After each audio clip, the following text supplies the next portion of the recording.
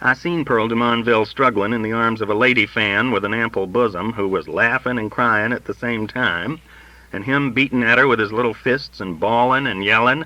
He clawed his way loose finally and disappeared in the forest of legs, which made that ball field look like it was Coney Island on a hot summer's day.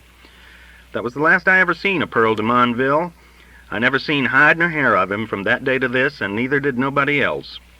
He just vanished into the thin of the air, as the fella says.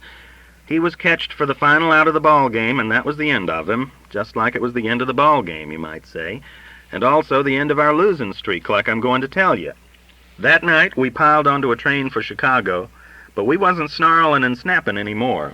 No, sir. The ice was finally broke, and a new spirit come into that ball club. The old zip come back with the disappearance of Pearl de Monville out back of second base. We got to laughing and talking and kidding together, and for long McGrew was laughing with us. He got a human look onto his pan again, and he quit whining and complaining and wishing he was in heaven with the angels. Well, sir, we wiped up that Chicago series, winning all 4 games and making 17 hits in one of them. Funny thing was, St. Louis was so shook up by that last game with us, they never did hit their stride again. Their center fielder took to misjudging everything that come his way, and the rest of the fellows followed suit, the way a club will do when one guy blows up. Before we left Chicago, I and some of the fellows went out and bought a pair of them little baby shoes, which we had 'em golded over, and give 'em to McGrew for a souvenir, and he took it all in good spirit. Whitey Cott and Billy Klinger made up and was fast friends again, and we hit our home lot like a ton of dynamite, and they was nothing could stop us from then on. I don't recollect things as clear as I did 30-40 year ago. I can't read no fine print no more, and the only person I got to check with on the golden days of the national pastime, as the fella says, is my friend old Milt Klein over in Springfield, and his mind ain't as strong as it once was. He gets Rube Waddell mixed up with Rube Marquand, for one thing, and anybody does that ought to be put away where he won't bother nobody. So I can't tell you the exact margin we win the pennant by. Maybe it was 2.5 games, or maybe it was 3.5. But it'll all be there in the newspapers and record books of 31 year ago, and like I was saying, you could look it up. Footnote on the future. The scientists, in spite of everything, have begun to look optimistically into the future of man and of the universe. Just when I had been led to believe that the human being and his planet had no more hope of a prolonged and improved existence than a lace valentine in hell, word is brought to me by my page boys that neither the sun nor the mind of man is after all going out. Unlimited supplies of hydrogen atoms have been discovered in the sun, and billions of unused brain cells have been detected in the cortex of man. The scientists who look beyond the little menaces of the mundane moment are quite naturally cheerful. I remember when the scientists were not so cheerful. I remember when man and his flimsy globe were doomed. I had become, before the good news arrived, a timid eschatologist, quietly waiting for the finish of this fragile Luna moth we call mortality. In 1910, when I was a stripling of 16 going on 17, the bearded watchers of the skies, at least those in the Middle West, fondly predicted that Halley's Comet was going to strike the planet a staggering blow somewhere between Boise and Boston, knocking it far out into the oblivious darkness, the incomprehensible cold. Nothing happened except that I was left with a curious twitching of my left ear after sundown, and a tendency to break into a dog trot at the striking of a match or the flashing of a lantern. In the decade that followed the destruction of the world by Mr. Halley's recurrent monument, there were various cosmic alarms and flourishes, mainly dealing with the odds-on probability that the sunspots, which were spreading as rapidly as ulcerative gingivitis, would before long turn the sun into a monstrous black cinder, which for several million years would give off a faint buzzing sound, but no heat at all. In the immeasurable sphere of this cold, colossal buzzing, no leaf would stir, no voice would cry, there would be no ear to listen. It was at this period that I began to compose what an old city editor for whom I worked called morbid poems. In 1933, I think it was, anyway it was after my best years had been spent, so I didn't worry so much, the universe was reported to be shrinking at an appalling rate, and we were given only a few paltry eons to prepare our species for the end. a handful of millenniums before the indescribable boundaries should close in on us, smothering without malice or favor gold star mothers, collectors of internal revenue, and little laughing girls on their way to school. Since 1933, as everyone knows, we have been imperiled by widely assorted threats of extinction, mainly the even money chance that the topsoil of the world, in one vast, restless conspiracy of movement, would bury us all, like Leptis Magna, under its soft and whispering oblivion. The menaces to God's wonderful clockwork have all passed, like the great noise over Brooklyn. The universal goose now hangs high. After long and painstaking research, Professor Hans Bethe of Cornell has come out with the announcement that the sun has enough hydrogen atoms to last it 12,000 million years. There is cheerful news, too, from other cosmic fronts. The topsoil of the Earth seems to have settled down, or at least to be biding its time. The universe has quit shrinking, and may indeed even be expanding, although I don't think so. And a Kansas scientist reports that when Halley's Comet gets back in 1985, it will be so frayed and fuzzy that it won't be able to cause any really serious trouble. I will be 90 when Halley's Comet gets back, and will no longer much care what happens. I may even be disappointed, in my querulous nonagenarian way, if the famous visitor does not deal California a glancing backhand blow before it goes careening off again into the illimitable spaces upon its unfathomable rounds. Now that man, in spite of his sins, stands a fair chance of lasting another 12,000 million years, other things being equal, it might be interesting to speculate on what he is going to be like at the end of that time, or even in 1/12,000th of that time. There is always, of course, the chance, sun or no sun, that the insects may get him within the next 200 or 300 years, but after worrying about this since 1907, I have come to the conclusion that man will finally master the tiny creatures in spite of their greater agility and superior cleverness. My confidence in man's ultimate supremacy over the weevil and the slug has been greatly strengthened by the findings of the late Dr. Frederick Tilney, the eminent brain specialist.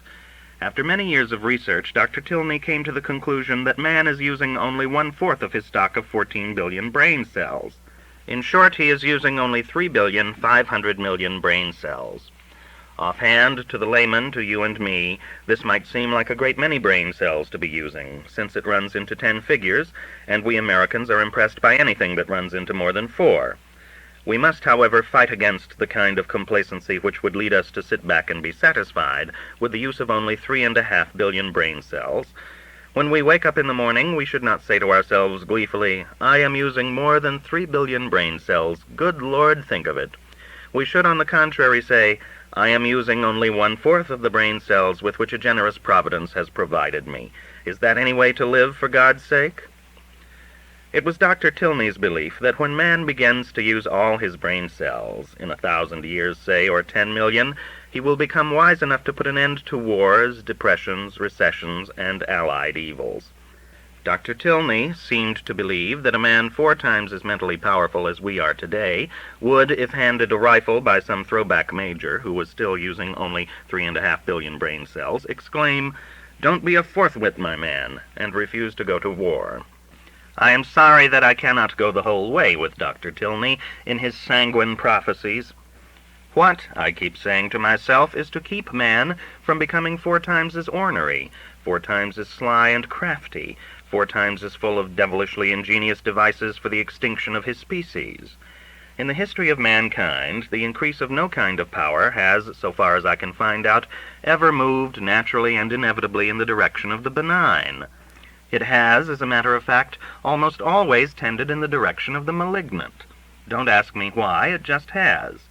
This tendency, it seems to me, would be especially true of the power of the mind, since it is that very power which is behind all the deviltry man is now up to, and always has been up to.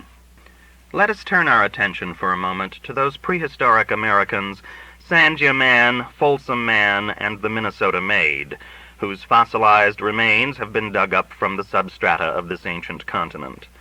I have no way of knowing for sure, but I venture to say that the cells which were actually functioning in the brains of Sandia, Folsom, and the Maid did not number more than 875 million, or about 1/4 as many as are working today in your brain, or mine, or Mussolini's. Now it should follow, if Dr. Tilney was on sound ground, that the man of today is 4 times as pacific, and 4 times as economically sound as Sandhya and Folsom. Anybody who has more than 1,100 cells working in his cortex knows that this is not true. Man, as pacifist and economist, has gone steadily from bad to worse with the development of his brain power through the ages.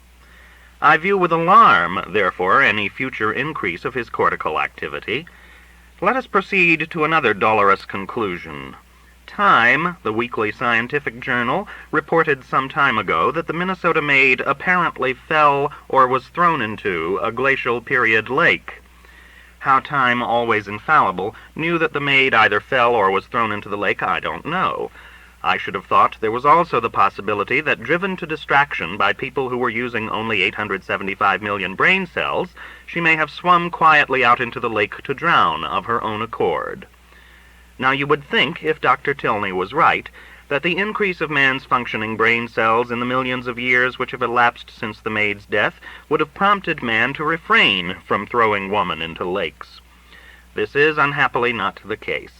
I estimate, after sitting for half an hour thinking, that more than 4 times as many women are thrown into lakes in America nowadays as were thrown into them during the era in which the Minnesota maid lived. How many, at this rate of increase, will be thrown into American lakes 12,000 million years from now, I leave to your imagination. The only note of cheer I can strike in conclusion is to point out the possibility that, in spite of Dr. Tilney's beliefs, man may never be able to use more than 1/4 of his brain cells. In that case, he is not likely to become much more troublesome than he is now. He is certain, at any rate, not to become 4 times as troublesome. This is, I know, not much in the way of hope for the future, but it is, after all, something.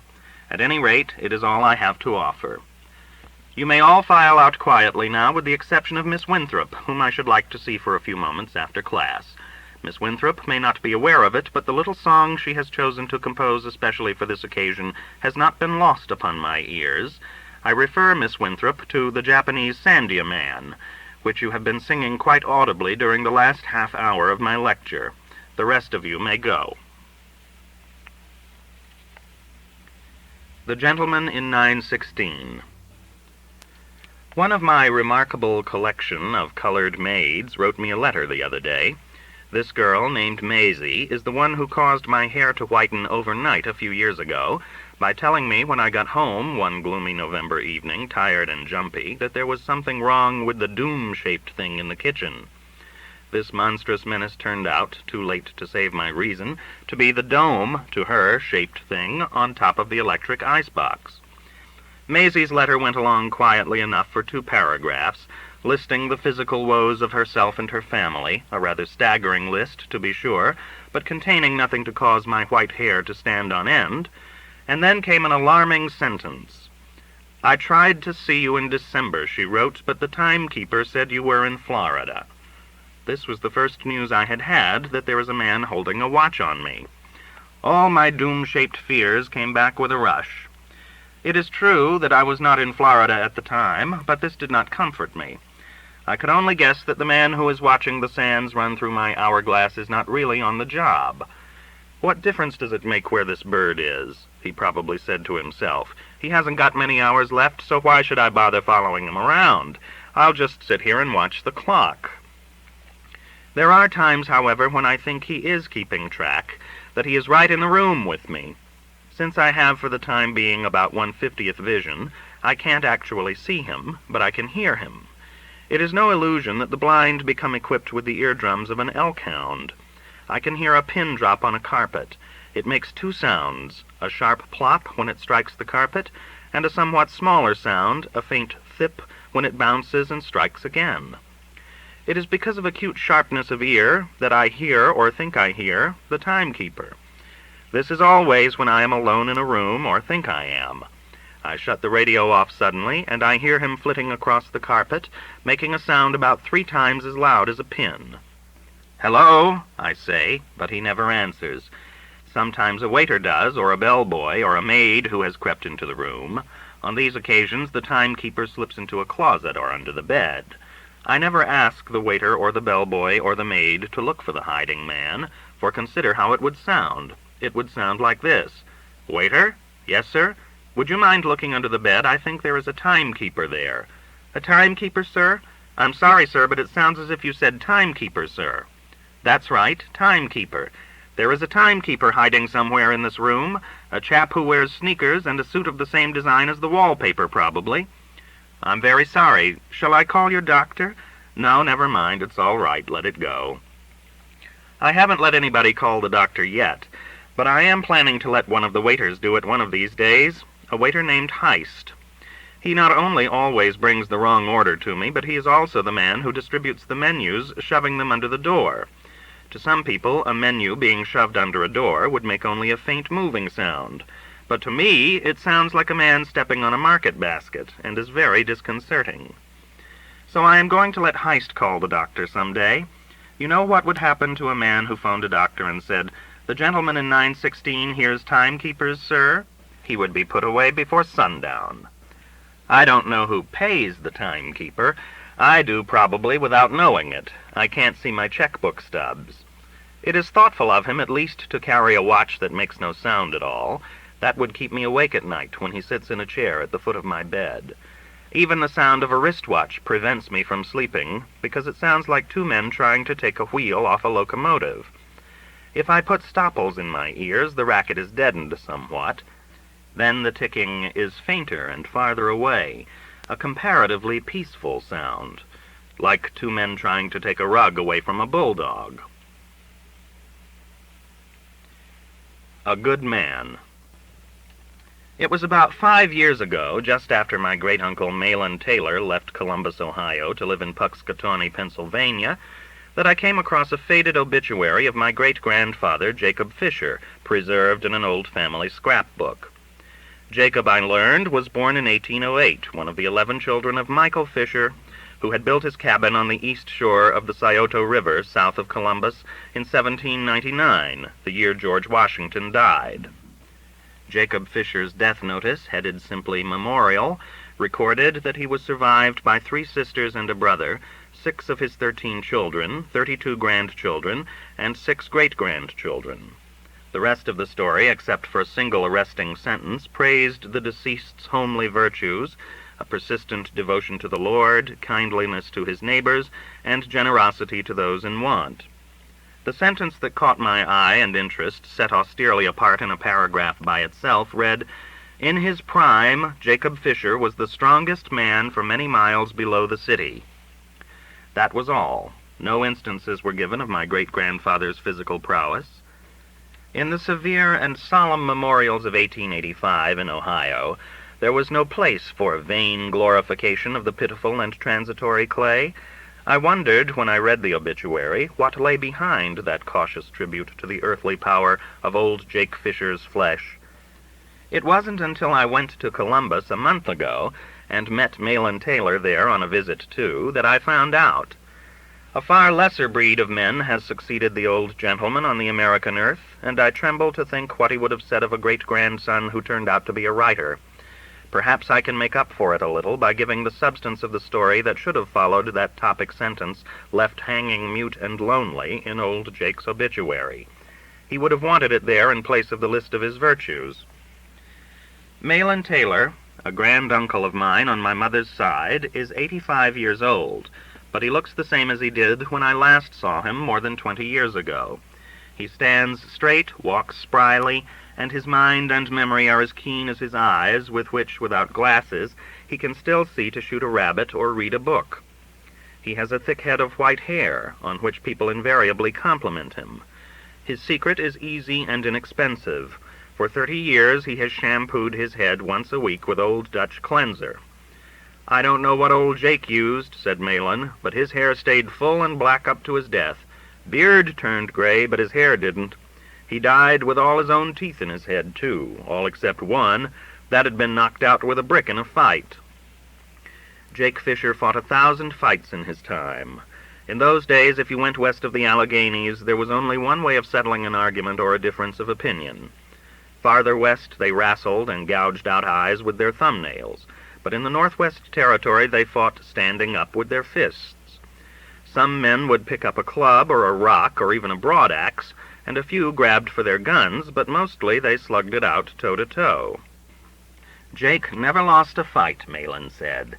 He fought men who were hard on their women folks, or were cruel to dumb animals, but mostly he fought to back up his political beliefs, or to defend the divine inspiration of Scripture. There is too goddamn much blaspheming goes on, he used to say. He was a good man. Jacob Fisher, born in a log cabin when Jefferson was president, was 21 when Andrew Jackson took office. Your great-grandpa's prime that the fellow speaks of, said Uncle Malin, began about then and lasted up to Cleveland's first term. He couldn't go through another Democratic administration, and so he died. Jake's political bias, it seems, was partly determined by an incident of the War of 1812. General Jackson had ordered the execution of a young soldier who had deserted to visit his dying mother. Jake heard about it from his father, and he never got it out of his mind. He licked every Jackson man he met, once going up onto the platform of a meeting house to knock down a visiting speaker from the East who praised Old Hickory. Afterward, he stopped his buggy beside the man who was walking along the road holding his jaw. "Get in the buggy and I'll take you to the hotel," said Jake. The man refused. "Get in the buggy," roared Jake. The man got in. A fist fight settled an issue once and for all, and subsequent hard feelings were not to be tolerated. If Jake broke a man's ribs or fractured his jaw, he took the man home. Often he sat up all night at the bedside of a vanquished foe, applying arnica or changing bandages. He could assist at the birth of a child, and he had a comforting voice in a house of death. About all the graves in the old Walnut Hill Cemetery were dug single-handed by Jake, said Uncle Malin. He never allowed nobody to help him. Jacob Fisher built one of the first stone houses south of Columbus, and people used to go out from the town to watch him pick up a 300-pound granite sill and set it in place. He was only a hair over 5'10", said Uncle Malin, but he weighed 198 pounds, most of it bone and muscle. You couldn't lay your finger between his hip bone and his ribs, he was that close built. He walked so straight he never run his shoes over, heel or sole. They wore out even. Around the house that Jake built grew up a farm of 10,000 acres. Through a part of his vast fields drifted the barges of the Ohio Canal on their way to and from Athens, and across one end of his property the Chillicothe toll pike was cut. Jake owned a great gravel pit, and he allowed the road contractor to use all the gravel he needed, with the understanding that Jake would never have to pay toll. When the pike was finished and the toll gate put up, the agreement was forgotten. The pole would be kept in place across the road when Jake drove along in his buggy. He'd get out and beat up the toll gate keeper, Uncle Malin told me, and then raise the gate and drive on. They kept putting bigger and stronger men on the gate. Jake licked 8 of 'em all told, and finally his patience gave out and he threatened to go over their heads to their bosses and lick them, and after that they didn't molest him. The gatekeeper would heist the gate when Jake's rig was still a quarter mile away. The canal wove itself into my great-grandfather's saga, too.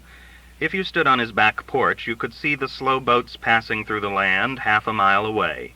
Once in a while, when a barge came along, Jake would cup his hands around his mouth and bellow, "Get me some whiskey!" On the return trip, 5 barrels would be tossed off onto Jake's land. He didn't drink or smoke or chew, but his hired hands did. When he was not yet 40, Jake had 100 Negroes working for him. Each man had a jug and a tin cup, and the barrels were set in a lean-to, and you could get whiskey whenever you wanted it. If a man got mean drunk or lazy drunk, Jake would whip him sober with a hickory whip. The men learned to drink moderately, out of fear of the big man's lash, and also out of a real devotion to him. Your great-grandpa, said Uncle Malin, was the first man in Franklin County to sit down at a table with a Negro.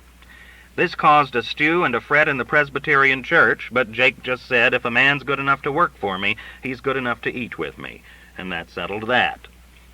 One day there was hell and a battle royal along the canal. Jake wandered down to the waterway and witnessed a dismaying spectacle. The bargemen were whipping up ducks. Each of the men held in his hand a long-lashed bullwhip. Their sport consisted of casting the whip at ducks floating in the canal in such a way that the far end of the lash wrapped itself several times about a duck's neck. Then they would jerk the bird up onto the barge.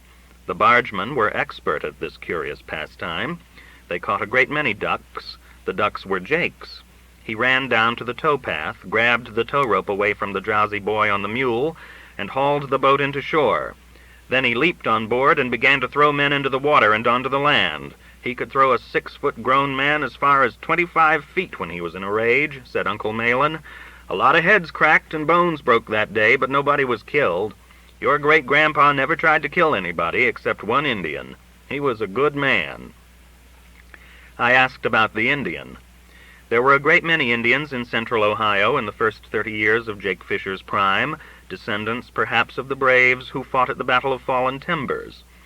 They plagued Jake because although they couldn't out-wrestle or out-hoist him, they could outrun him. "If I could catch him," he used to say wistfully, "I could hold him." He never gave up trying. Once, over by the old deer lick west of the river, Uncle Malin told me, he challenged an Indian to a foot race, see which one could reach an old elm tree first. The Indian won by a couple of strides. Your great-grandpa ran back and got his gun where he had left it and shot the Indian. He wasn't killed, but he was hurt bad. Jake carried him to his own home and nursed him back to life. Old Fisher didn't get more than 2-3 hours sleep a night for weeks, sitting up with that Indian. The fellow thought he was going to die, so he confessed to his sins and crimes, which included most of the thieving and skullduggery that had gone on in the county for the past 5 years. Your great-grandpa never gave him away to the authorities. Jake always said the Lord God Almighty disturbed his aim the day he shot that Indian. Shortly after that, Jake became captain of a horse militia company, whose main duty was to keep order at public hanging. Captain Fisher, in his official capacity, wore a saber, but he never picked up a gun again, even to face an armed man.